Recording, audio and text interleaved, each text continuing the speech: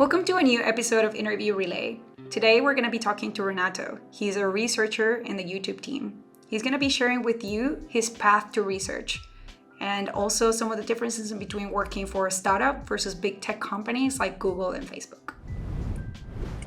Hey Renato, how's it going? Hey Lily, it's all good on my side. How are you? I'm doing great. Thank you so much for taking the time to do this today. I'm excited to get to chat. I was wondering if maybe we can get started by talking a little bit about you and what do you do? What do you do at Google? Yeah, of course. So I am a UX researcher. I work on the YouTube creator team, and specifically, I work on the enterprise side. So the creator team within YouTube works on, yeah, the our users are YouTube creators. However, my specific team is kind of like a niche within that, being enterprise. And basically, what my product does is offers some tools for enterprise users to manage their copyright on YouTube. So it's quite a different kind of like focus. How did you get into research? What was your journey like to land here at YouTube? Yeah, I mean, like I can talk for hours about that. Because it's been a long journey. So I've been doing this for under 10 years, but it starts way back. I was doing my master's degree in cognitive psychology in Italy, in Trieste, where I'm from. And as I was doing my dissertation work, I was doing this in Los Angeles as a visiting researcher. And when I was there, that must have been 2010 or something like that. And as I was there, my brother came to visit, and we went to visit a friend. And this kind of like ended up being a very pivotal moment because that's when I found out about UX as a thing. UX at the time didn't exist in Italy, or it wasn't really like a famous field, I guess. And just found out that this was a possibility for me. And when I went back and graduated, I just decided that that was a thing that I wanted to do. And then from there, I moved to London to study UX. I did another master's in user experience, and basically started from there. And then after the master's, I had an opportunity to join a UX agency. And at the time, I wasn't really clear if I wanted to be a designer or a researcher. And working for an agency, a lot of the work that you end up doing, this has been my experience, was kind of like a mix between the two, but mostly it was based on research. So a lot of the clients that we would work with, they would like us to test their prototypes and to do surveys and this kind of like research-based project work. However, at the beginning, I wasn't really sure about that, and so I wanted to have to try different things because I thought like maybe I'm gonna be a good designer. Who knows? And after about like a year of me trying at this agency to get more like design work, as soon as I got more design work and I did I did some design, some prototyping and that kind of stuff. I just realized that wasn't wasn't for me. I wasn't really a good designer at all. And so I just decided after about a year that I was in the role that I was gonna focus more on research, which was hopefully my strongest suit. And that's how I decided. And then it basically went from there. What were some of the difference in between realizing that you wanted to be a researcher and that you preferred that over design, and then actually working as a researcher? Yeah, so yeah, as I said, I worked as technically as a UX consultant. That's what we were called, but it was a bit of a mix. So most of the work would have been research anyway. But about after a year that I was doing this, I realized that research was what I wanted to do, and so I wanted to go full researcher. And what that meant is that basically I decided that I wanted to change jobs from working for the agency and doing a bit of a mix of things to actually going to be full time just research. And the way that that happened is that about 2 years and a half that I was doing the job at this agency in London, I decided to become a researcher in house for a company. And so I went to look for jobs, and I found a job at a startup, which doesn't exist anymore, but it was called RefMe. And it was basically this app that university students could use to make bibliographies for their thesis or their essays. And I was there, as I said, like after 2 years and a half that I was doing this job, that I started in the field. I became like properly just a user researcher, and I was the only researcher at the company. I went to work with two, I think, designers, and we have three teams of engineers. So I was like kind of like working across these different teams, and I did that for about like 9 months, where the company was then sold. It's a startup, so that's part of the job of like not having job security from one day to the other. I didn't have a job anymore, and then after about a month that I was looking for other jobs, after that I found my first time my job at Google. And yeah, and then I've been there since 2016 with some pauses in between. Can you tell me a little bit more about those pauses and what it was like to work on those different jobs, and maybe difference in between that, and maybe just like a more startup model versus Google? Yeah, I'll talk about a bit more about my Google experience first, and then I'll tell you what I think in terms of the differences between these types of jobs for a researcher, because I do think they're quite different actually. So at first, I started in London for Google in 2000, end of 2016 it was, and I was working on the in ads on the AdSense team. And again, at the time, I was the only researcher, kind of like overlap with another researcher for a couple months, but really for some time, I was the only researcher. And I stayed there for 3 years, doing just mainly qualitative research. In 2019, I decided to leave, and that's why I said I had a pause in between. And I decided to leave because I wanted to focus on studying a few more quantitative skills that I wanted to apply to my job. So kind of like learning a bit more about the quant side of research. And so my plan, like you make plans and then sometimes they don't turn out the way that you want. But my plan was like to stay about a year without a job, just studying. And that was July 2019. And as everybody knows, in early 2020, something happened to the world, which is COVID. And obviously I could not have predicted that. And at the time I was unemployed, and I was like, okay, I don't know what's going to happen to UX research. Obviously, in hindsight, we know that digital did quite well actually throughout the pandemic, but at the time when COVID came out, we didn't know what was going to happen. And so I started looking for another job, and for about 6 months I worked at Facebook. So that's where I found the next role, still as a predominantly qualitative researcher. And after 6 months, I decided that I missed Google pretty much, and decided to get in touch with people there, and was really lucky to eventually come back. And that's my latest iteration of myself, which is as a researcher on the YouTube team, until today. Now, the other question that you asked me is like the difference between all these different experiences. I have to say it is quite different. I think the role of a researcher, whether you're working for like a big tech company, let's say, and in this case, I would like put together Google and Facebook. My experience, although with COVID in the middle, was very similar, compared to the other types of jobs. So I would say like big tech.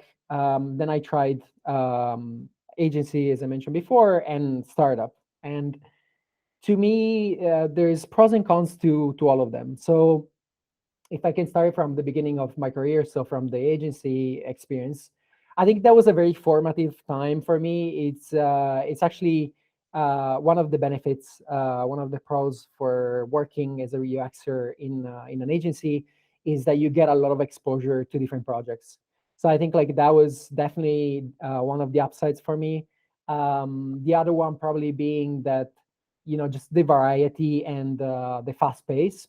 I know that fast paced sometimes for some people might not be a pro, but I think like compared to other slower moving companies, I think like that's to me it really fit me nicely. So that was like I think some of the pros for working on an agency side. The cons, obviously, if maybe you've heard this before, but like as a researcher, you do your projects, you work with different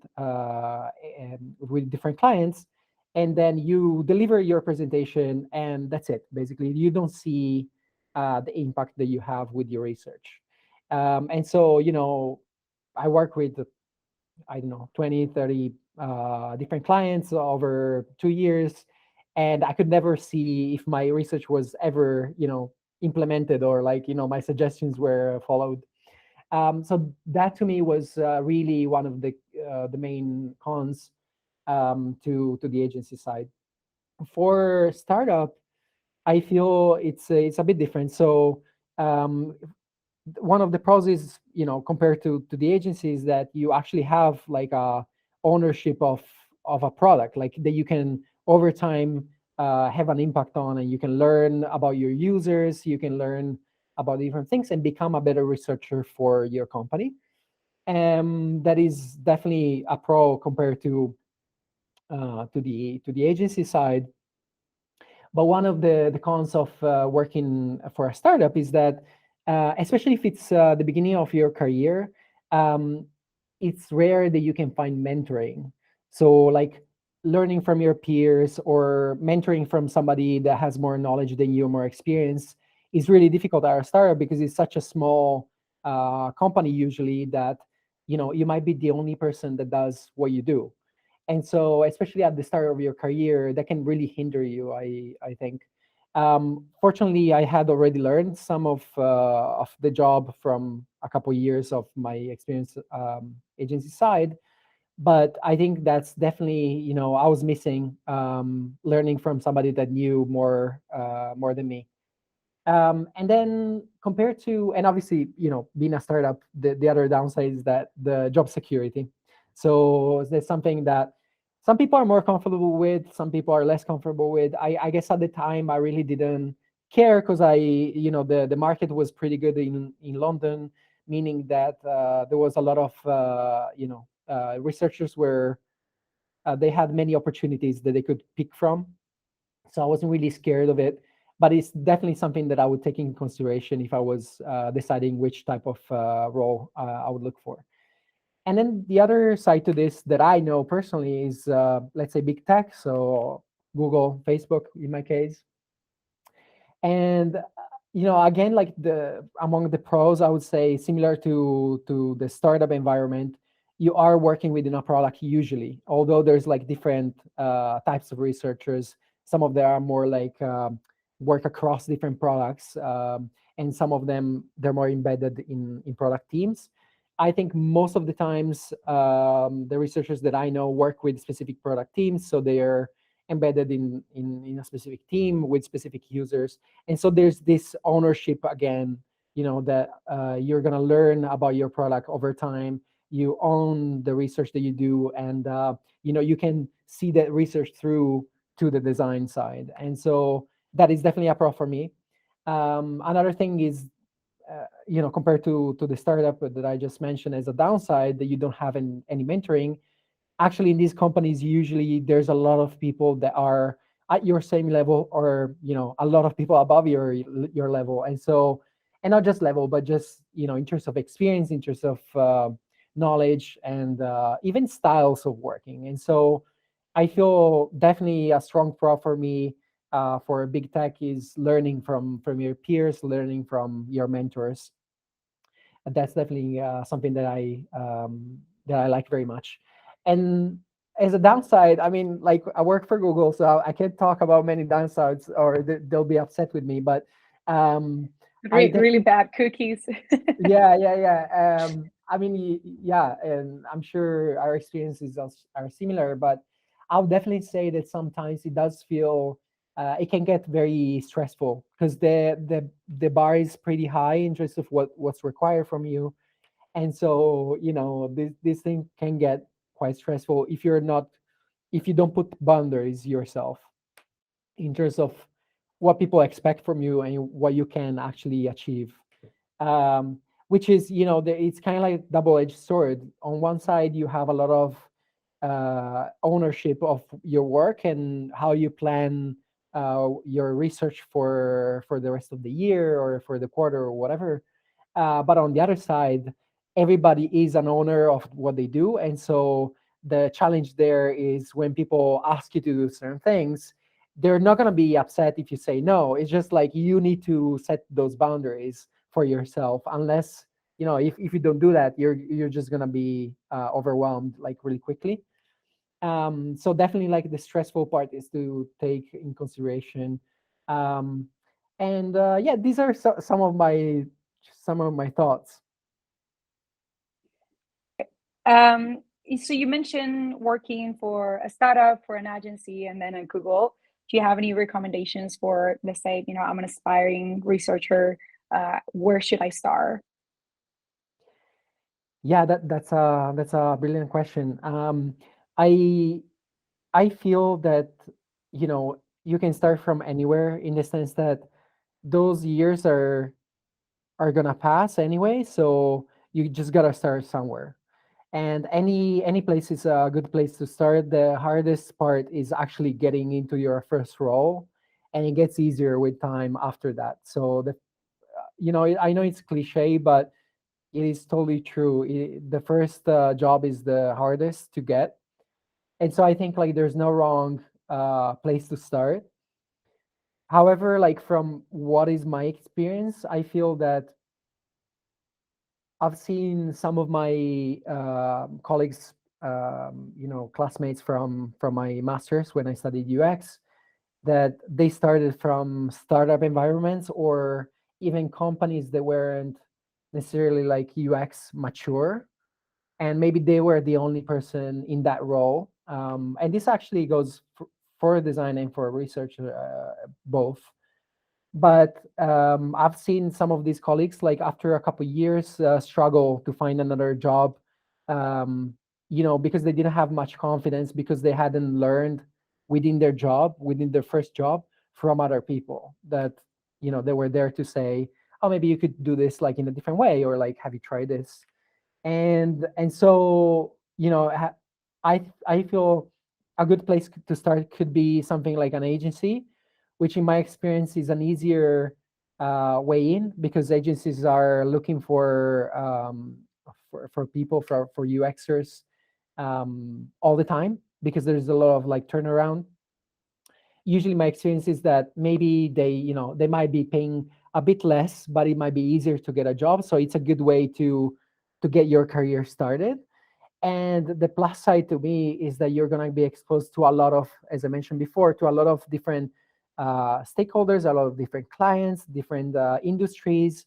You're going to do a lot of different, as being a researcher, a lot of different type of studies. So you might be doing, interview study for a client, and then diary study for another one, and then you're going to be doing a lot of testing. And it's just like, in a short amount of time, I feel like that's going to build your foundation really nicely. For if you were to go for a job like like Google or like Facebook or whatever, one of these big companies, maybe Amazon, I feel like that's, I see a lot of people within Google that have started from university, and they are doing great. So I think that's something that it's definitely possible, coming from university directly into one of these big companies. I have to say, for myself, just being honest, I think I needed a couple years to kind of like get into my role as a researcher, and becoming a bit more confident in my means and in the research that I was doing, to then be able to do these interviews, which are really scary, and actually, do a good job at that. And then not just that, but also being able to perform right away in my role when I started. So I do feel it's definitely, I don't want to discourage anybody to apply. I think you should definitely go for it if that's what you're interested in, and it's gonna be great. You're gonna learn from a lot of people. I feel like for people like myself that needed a bit more to build their confidence in what they were doing in the methodology of research and all these things, I feel the path that I chosen with a place that wasn't as demanding right away, I think it was a good way to go. That's awesome. Thank you so much for sharing. I'm curious, what are some of your next career steps? Yeah, as I told you, I've been in this role for almost 10 years, and so it's been some time. And one of the reasons, well, the reason why I left Google in the first place was because I wanted to learn more about the quant side of UX research. I do feel in the last few years, with data science being so popular, there's a lot of researchers, um, qualitative researchers that I hear from. They are really interested in expanding their tools and becoming more of a kind of like a mixed methods researcher. And I am definitely one of those. I If I can make a joke, I feel it goes back to the time that I was studying psychology and I was studying statistics, and totally like, didn't put any effort into studying it because I was thinking, this is never going to be useful to me. And then I had the opportunity and I didn't use it. And now it's coming back to bite me, basically. But yeah, I guess it kind of like comes from there. And now I'm really interested in expanding my knowledge in those areas. So, maybe I can do a bit more, quantitative analysis in terms of both maybe surveys, a bit more quantitative surveys, or even like just analyzing data with programming languages like Python or R, and putting together like some dashboards showing data patterns for our users to our team, and really trying to integrate those skills into my day-to-day job so I can be a more well-rounded researcher. That sounds really fun. Thank you so much for sharing all this knowledge with us today. I'm really excited to put this knowledge out there for all researchers to learn, or aspiring researchers and researchers. And thank you very much, Lily, for giving me this opportunity. It's been nice to spend some time with you and to chat over these things.